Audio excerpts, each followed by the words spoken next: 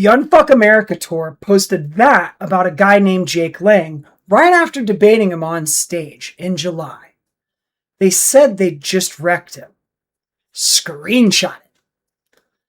That's the confidence of a team that thinks they won.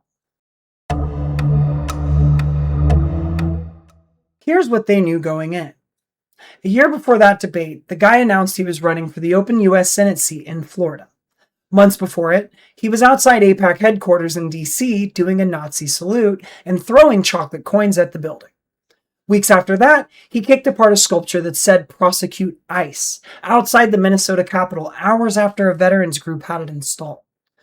Felony charge. Trial started this week. A month before the debate, he was in a Texas jail on a terroristic threats charge for live streaming a threat to shoot a murder trial defendant in the head. 2 weeks before that, a crowd chased him off outside the BET Awards for holding a sign that said "Black parents are failures." Then, in July, the Unfuck America Tour puts him on a stage, argues with him for the camera, and posts the win like a trophy. So here's the actual question. Was that debate exposing something nobody knew? Or was it the 6th public appearance in 7 months for a guy who'd already told everyone exactly who he is 5 times before anyone needed a debate to find out? His primary is August 18th. He's the same man, bigger stage, more followers than before anyone ever put him behind a podium. I'm asking because my whole Friday show is built on debating people to my right. Every week, that's the format. So if the answer is never debate them, I don't have a show anymore. But if the answer is always debate them no matter who, I'm handing an actual fascist a microphone and calling it content. So I need to know where the real line is. The distinction has nothing to do with left or right. It's about what the person across the table actually wants. Somebody arguing the mainstream conservative position on taxes or immigration or crime wants to win the argument.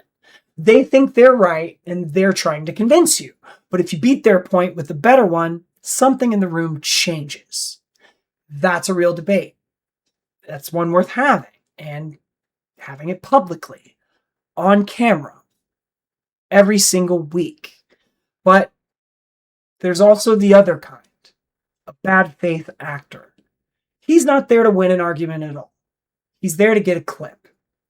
And Jake Lang spent 4 years in federal prison, 11 counts, including assault, for beating Capitol police officers with a baseball bat on January 6th. Trump pardoned him in 25, and since getting out, he's announced a Senate run, done a Nazi salute outside AIPAC headquarters, been arrested twice in Texas, once for trespassing, once in a terroristic threats charge for live streaming the threat to shoot a murder trial defendant in the head.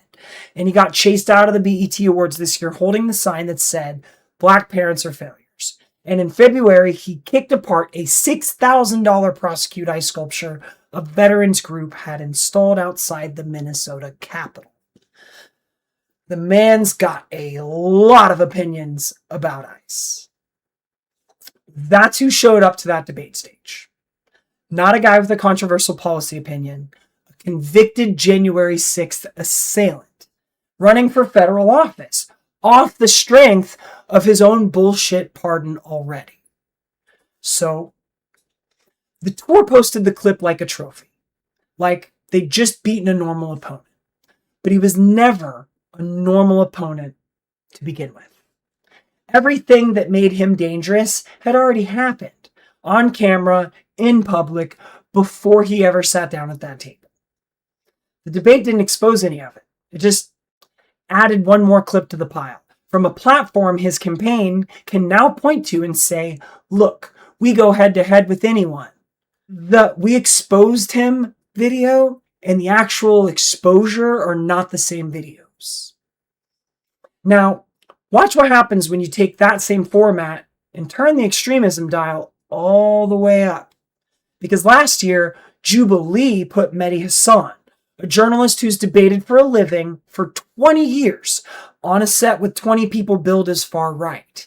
And he said afterward, he genuinely didn't know going in how extreme some of them actually were. One guy, a self-described fascist, sat there and told Hasan the Holocaust involved a little bit of prosecution. Another said he didn't care about being called a Nazi. Multiple panelists told Hasan he wasn't really a citizen and that he should leave the country. One of them actually was later identified by reporters as the person who organized the actual 2017 Berkeley rallies, where white supremacist groups attacked anti-fascist protesters in the street.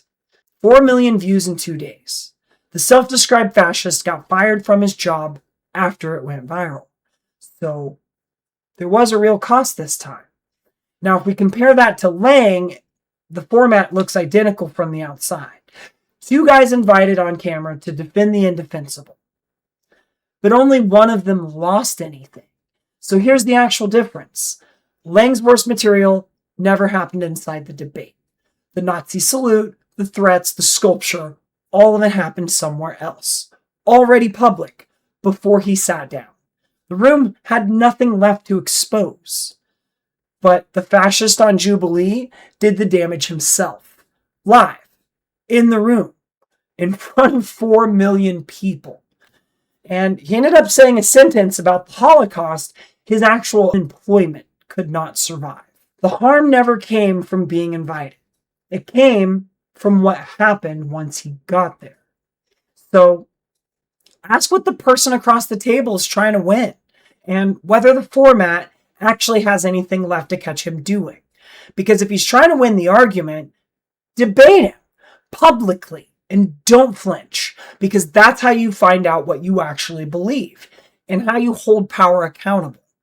Now, if he's trying to win the clip and he's already shown you everything he's got somewhere else first, a debate won't filter him. It launders him. It puts him inside the format an audience already trusts to mean 2 people arguing in good faith, and it hands that trust to someone who is never arguing in good faith to begin with. That's the actual difference between what I do on Debate Fridays and who handed Jake Lang a bigger megaphone.